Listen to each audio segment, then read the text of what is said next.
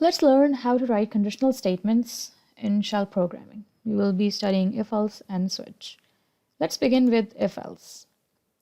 So the syntax for writing if else statements is this: you write if and then space and square brackets. So if you're familiar with C or C++, you must remember that you use round brackets here. So this is the difference. You won't use round brackets, rather you will write square brackets, and your conditional expression will be written inside these square brackets.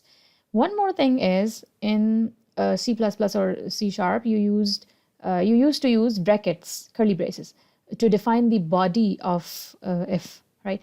But here we will use then and phi to define the body. So we will write the statement if, then you will write the conditional expression, and after your conditional expression you will write the keyword then.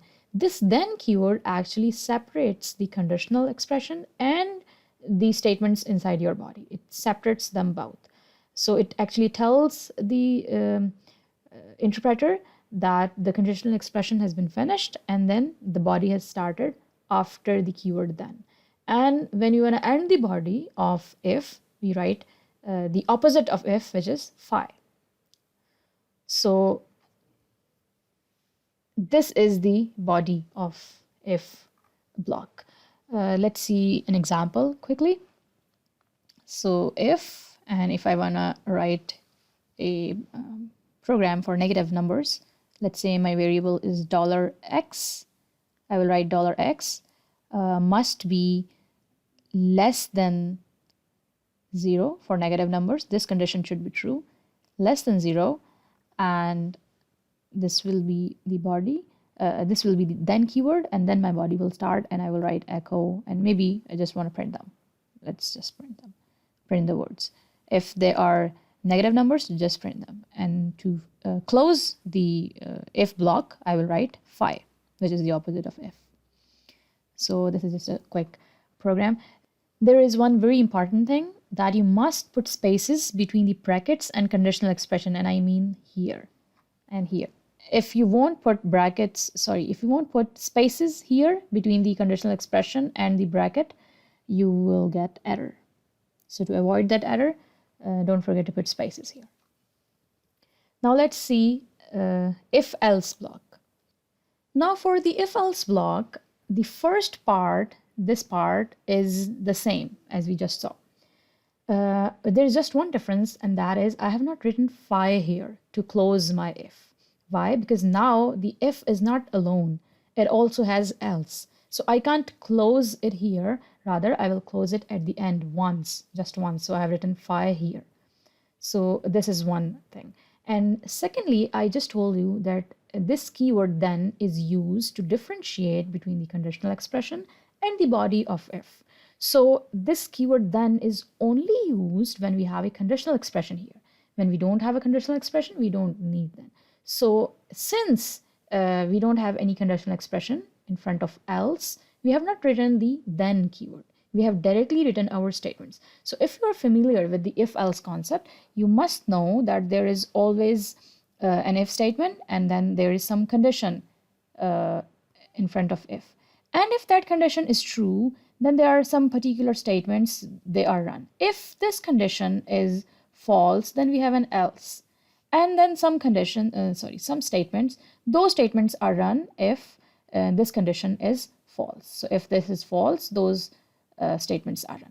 So this is the general concept. So we never have a condition in front of else. Else is just there in case this condition is false. So if this condition is false, this conditional expression is false, else will be run. So since we have no conditional expression or statement here, we don't need this then keyword. So this is important, keep that in your mind. So we don't have to write then here, don't do that, otherwise you will get errors. So just write else and then start writing your statements. So now the body of if is defined by this then and else. This is the body of if. And the body of else is defined by else and phi. This is the body of else. And remember, never close this if here with phi. Never do that. Always close this if block at the end with phi. Because this if else is one block, so you have to close your if at the end. Don't close it here, otherwise your else won't have any purpose. That makes sense. If you close your if here, this else will be alone. So this else won't be a part of this if, right? So this will be wrong. So don't do that. Always close this if just once at the end. Let's look at if, else if, and else. The general concept, you must be familiar with it already. So we have an if statement, some condition here. If that condition is true, these statements are run. If this particular condition is false, we again check some other condition, else if, right? And then we have some other condition. And if this condition is true, then these statements are run, and so on. And at the end, if none of the above conditions are true, we have an else block. And there are some statements. So if none of these are true, then this else is run. So this is the general concept. Now let's look at the syntax in shell programming. So it's pretty simple. There's just one thing, that for else if we use elif, E-L-I-F. So what we do is we write if, our conditional expression, then, and our statements. Now I just told you that the then keyword is used to separate the conditional expression and the statement. So if we have a conditional expression, we will use then, otherwise we won't. So now you can see that elif has some conditional expression. Obviously, it always has some condition. So since there is a conditional expression, we will use then. That makes sense now, right? So we have written then here, and then our statements, the statements in the body of elif, and at the end, while using else, there is no condition, so no then. So that's simple. Else, the statements, and then file. Again, very important thing, remember that you have to close this if block once at the end. If you close this if here, this elif will have no purpose. It won't be a part of this if anymore.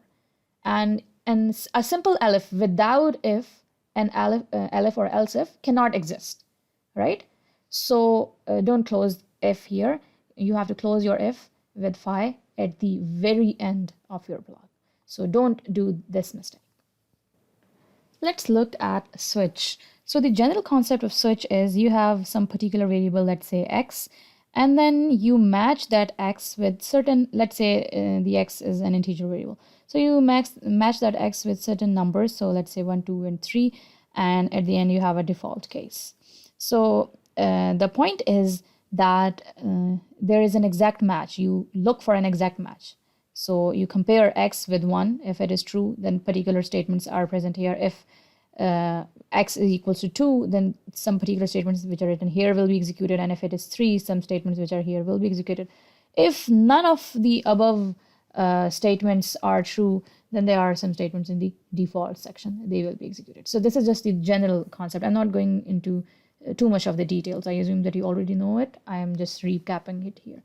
Let's look at the syntax of switch in shell programming.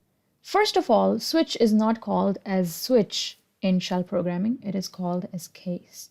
And the syntax is you write case and then your variable name, which you have to compare. So in our previous example, it was x, and then the keyword in. After that, you write the values with which you want to compare, the values or the patterns. Since everything is a string in shell programming, I've written pattern here. So the first pattern with which you want to match your variable, the exact match, is written here, and then some statements. The second pattern, and so on. Now the important thing is, after writing your pattern or your value, you put a round bracket to let the interpreter know that my pattern is finished here. And then your statements. If you're familiar with C or C++, you must remember this break statement in the switch. So this semicolon, double semicolon, is your break statement. And remember, I told you we will discuss some other usage of double semicolon further in the video. So this is another use of semicolon. Okay, so your pattern, statements, and then break statement. Second pattern, statements, and then break. So you must remember that there is always a break statement at the end of each pattern, at the end of each set of statements. And at the end, we have a default case. So for default case, we have static, and then round bracket. This is the default case. And static here represents any number or any character. So if none of these are true, any character or any number, for any character or any number, this will run. So whatever statements are written here will be run. And obviously that is what a default case is. Now, if you have not understood it clearly, let's look at one example and it will be clear to you. Let's look at this example and you will understand it better. So I have a variable A and I have taken it as an input from the user. So I've written case, $A, N is the keyword. And then let's say I'm taking, matching it with different numbers. So I'm checking if the user has entered 1 or 2 or 3. So I've written 1 here and then round bracket. That is the syntax. You must have to put round brackets here. And then your statement, the statements are here, and this is your break statement. Then the second match is 2. I've written that, my statement, and the break statement. 3, the statements and break statement. And here is the default case. And I've just printed this is default on screen. Now I have to close this case. I started it here and I have to close it here. So I told you before, as we did in if else, we closed if with the opposite of if, which was phi. So we will close case with the opposite of case, which will be ESAC, ESAC. It's just case written opposite, written in the reverse order.